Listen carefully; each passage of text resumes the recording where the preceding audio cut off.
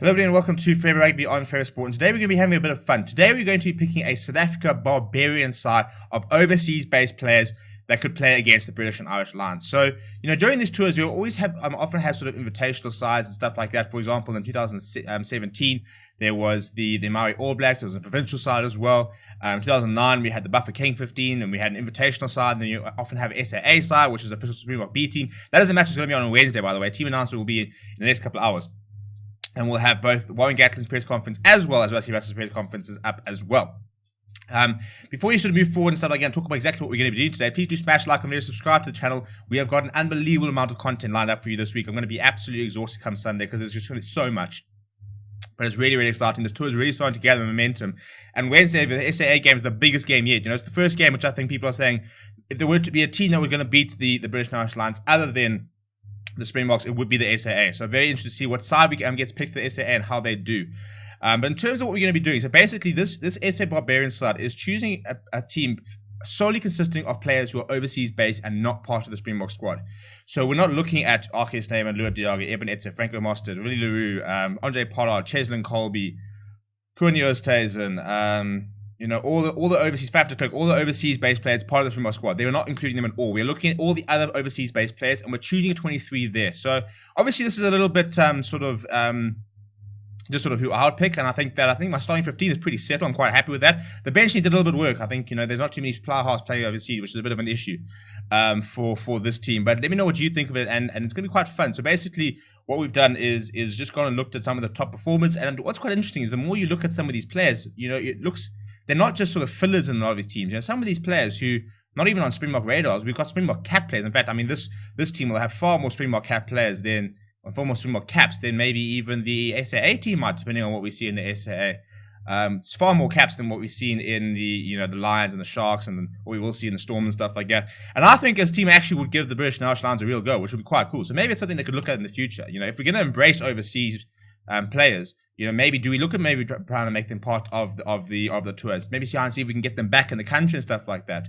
But let me know what you think of the team. We're going to start 1 through 15, and then I'll sort of show you the final 23. We've got a bench as well. The bench is a little bit iffy, but I'm very, very happy with my starting 15. Right, so without any further ado, let's get stuck into it. Number 1, I have gone with Dylan Smith, who has just made the move to England. He was playing for Stade Francais, as you see, a nice pink jersey there. A massive loss from the Lions. I do not understand for the life of me why the Lions would allow him to go. This man, if he can stay injury free, could be playing Springbok rugby. I think he's a fantastic scrummager. I think he's a very, very good prop. He's still very young, and I think that he has everything everything he needs to be able to become an international player. He's 27 years old though, so he's kind of time's running out. But I'm hoping that maybe his move to the Premiership might be able to give him an extended run. I think he's a very, very solid player who hasn't really hit the peaks of where he sort of expected to go. But he's a very nice player, and I think it's a very nice, solid scrummaging option at number 1. For hooker, well, there's only one pick, wasn't there? Aka van der Merwe, currently playing for Sale Sharks, was included. I think he was in the Guardians team of the season for the Premiership. A lot of people are not understanding why he's not in the Springbok squad ahead of maybe Scaria and Tabeni.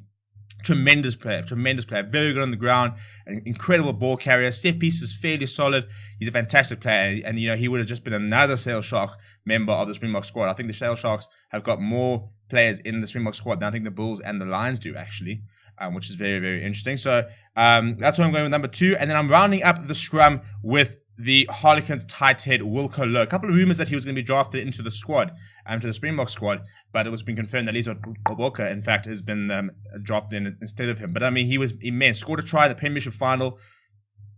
The fact that he doesn't make the Springbok squad shows you the depth in South Africa, and it's not just because people are saying like, well, how can you not make it? I think there are some fantastic tight heads in this country. I think that Trevor Nyakane, Frans Malherbe, your Vincent Koch, Koen Oosthuizen can play both sides, your Thomas Latoya can play both sides. I think that's probably why he doesn't quite make it as Wilco Louw, but it's a really, really, really good problem to have. And I think that's a very solid front row. An all Premiership front row now. Dylan Smith hasn't played in the Premiership yet, but he will play there next season. So I think it's a pretty solid front row there. And then the first lock, I've gone with Jason Jenkins. He's actually currently on the block radar. I think there are a couple of block injuries. A lot of people were quite surprised that Nicholas Janssen van Rensburg was actually called in ahead of Jason Jenkins. He's playing for Munster, and Rusty Rasmus is very happy with that. He said that it means that he'll still be on the Springbok radar. They can still sort of chat to him, and Munster, they've got a very good working relationship with Munster. So they were very happy that he made the move there. And I think he offers a lot of ground. I mean, he's just a unit. He's an absolute unit is Jason Jenkins. You know, he played some really, really good rugby for the Bulls. Sits over 2 meters, just 25 years old as well. So you know, it's actually quite a young team when you look at this. A couple of older players, but you know, players who are a lot of them in their prime. He's over 120 kg, so he brings a lot of grunt. The captain of Harlequins, and the captain of my SA Barbarian side is Stefan Luiz. I mean, what a story for him, because he's somebody who I think was good in South Africa. I think, you know, and probably should have, you know, done more. I think than what I think he would also admit that he probably would have liked to have had a bigger impact. He's actually Springbok captain, Stefan Luiz, but he actually captained the Harlequins now to a premiership title, which is fantastic for him. You know, it's a really, really good season, and I think that he's a very good player. It'll be a very nice lock combination. We've also got a nice lock on the bench, so very happy with that lock combination. Number 6, he was crowned the turnover king in the Pro 14. Chris Clutie operating for Munster as well. Second Munster man in the squad. Former EP King, somebody who lots of people are calling for him to be in the Springbok. He's very, very good over the ball, as Chris Clutie. He's built like a truck, and he's a fantastic player on the ground. And I think that'll be very, very nice to be able to see us play back in South Africa with the United Rugby Championship, playing against some of our best sides and stuff like that. I think he should be, he'll be one to watch. I think he's, you know, Malcolm the Star and part of the box squad, but I think he's another player who could, you know, especially in terms of being an out-and-out fetcher, could definitely be trying to sort of thrust himself into Springbok colours. Number 7 is the former Bulls player, Hanro Liebenberg, who currently plays for the Leicester Tigers. He was actually named the Leicester Tigers Player of the Season. This is ahead of his teammate Jesper Wiese, who's actually made the Springbok squad at number 8. So Hanro Liebenberg making big waves over there for Leicester. It's a very good side of the Leicester Tigers. Some very nice players there. Quite a few English players in there, and he was named Player of the Season. So that kind of speaks for himself. You know, a nice big brutal ball carrier. We knew he was going to be good from the time at Bulls, but he really is starting to flourish and stuff like that overseas in the Premiership. And then for number 8, I've gone with the Scarlet stalwart, Uza Kasim, also Springbok capped. He's just left Scarlets, and he's gone to the top 14 where he'll be playing for Bayonne. But he's a very good player, is Uza Kasim. Very nice player, a very nice guy, very relaxed, always plays with a smile on his face. 31 years old now, very big ball carrier, number 8, very abrasive. He's got, I think he has like 8 caps for the Springboks. Made his name playing for the Cheetahs. And then he spent 3 years at the Scarlets, where, as I said, he became a fan favorite, a bit of a cult hero, as they said, when he eventually left. A very, very good player, as Uza Kasim. And I think we've got a very nice balanced loose trio of some physicality in Kasim and Liebenberg, and then an out-and-out fetcher in the likes of Chris Clutie, Akvanamova, also nice on the board. So I think we've got quite a nice sort of combination flowy here. And then number 9, Francois Hougaard, probably your sort of default pick, playing for the Worcester Warriors, was linked with a move back down to South Africa. Got lots and lots of South Africa caps, this Francois Hougaard. I think he ended up playing for the national side sort of 30-40 times. 46 caps is officially what he's got. But he's a very good player, and I think that it would have been nice to actually have seen him come back. But he did elect to sign a new contract with the Worcester Warriors, so he will be playing in the Premiership once again next season. I'm partnering him with Rob Dupree. It was a pretty easy pick. First of all, he's been playing quite well. Second of all, there's just no fly halves other than him and Pollard over there that are really sort of noteworthy at the moment. And you'll see that in the bench. We're kind of struggling to find a fly half. He's played about 2 minutes, I think, for Springboks, and I think he got his kick got charged down and we lost to Wales and Washington. So not the best Springbok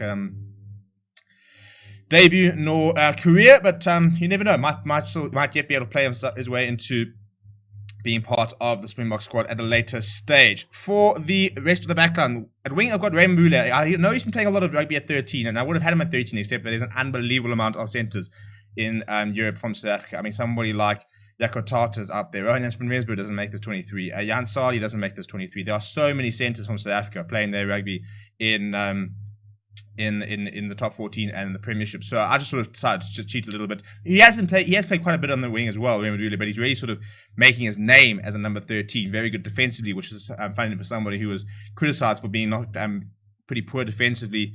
And now that's becoming one of his best sort of traits for La Rochelle over there. Inside centre, the abrasive Andre Esterhuizen, somebody that the Celsius Sharks would love to have back. You know, won the title with Harlequins, a very, very big physical ball carrier, your typical number 12 for South Africa who just runs over players. I think he was probably unlucky to maybe not be in the box squad. I think it shows some of the depth. I think when France Day moves on, it's going to be between him.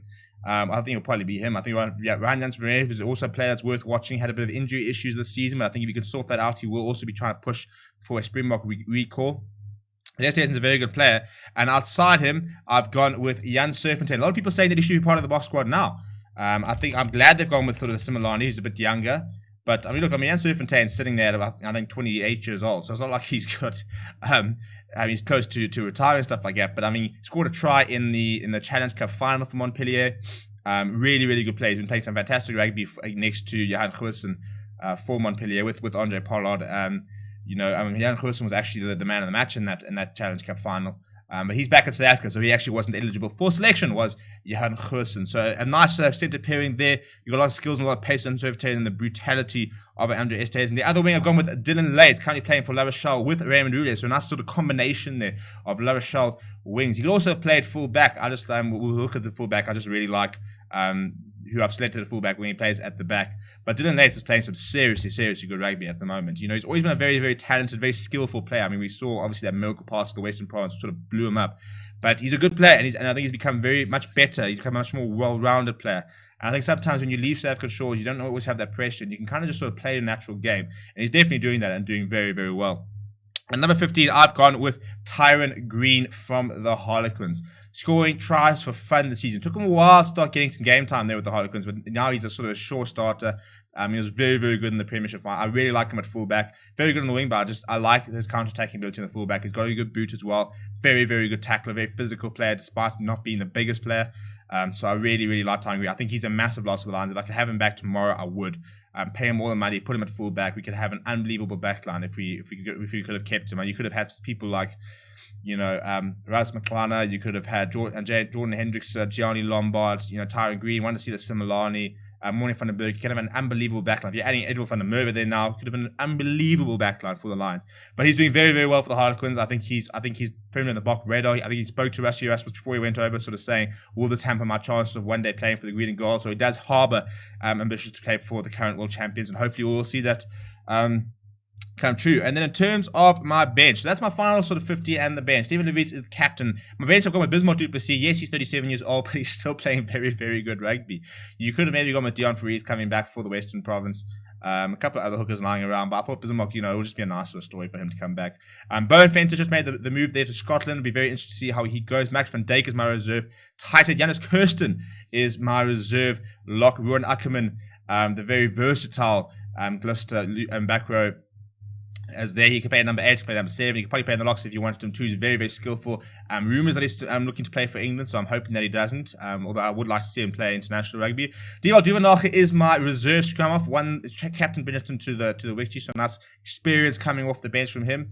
I've gone with Francois Fenton and Andries Coetzee as my two other backline players. Look, Andries Coetzee hasn't had the best of the season, and I'm very aware of that, but I just think if we need someone that has to come on and be able to play a far half, maybe Coetzee between Coetzee and Francois Fenton. Francois Fenton, both of them actually, in fact, are Springbok capped. So that's what I'm saying. A lot of Springbok capped players here. When you think Aka van der Merwe is Springbok capped, Wilco Lowe is Springbok capped, Stefan Levis is Springbok capped. Pretty sure Jason Jenkins is Springbok capped. But he's like a Seaman Springbok capped. Francois Hochhart's almost got 50 tests. Rob Dupree is Springbok capped. Raymond Roulet is Springbok capped. Esther is Springbok capped. Jan Serfontein is Springbok capped. And then later Springbok capped. So I think there's only about 3 players in that current starting lineup who aren't Springbok capped. And on the bench, Andries Coetzee, Springbok capped, Francois Fenton, Springbok capped, Bismarck Du Plessis, Springbok legend. So it's a very, very good side in my opinion. Let me know what you would change, but I think it's pretty solid. I'd actually quite like to see it. Can we not just fly them down and have a midweek game next week? I mean, come on. Let's get these players back playing in South Africa. It'll be a lot of fun.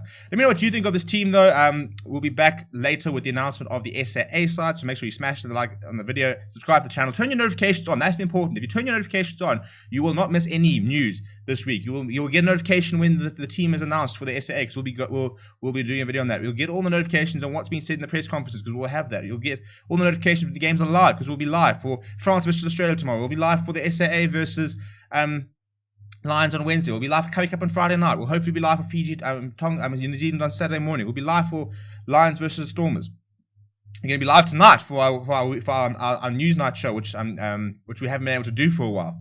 So it's going to be a very exciting week ahead. So make sure you subscribe. Make sure your notifications on so you also are up to date. Thank you very much for watching. My name is Steven, and I'll chat to you guys soon.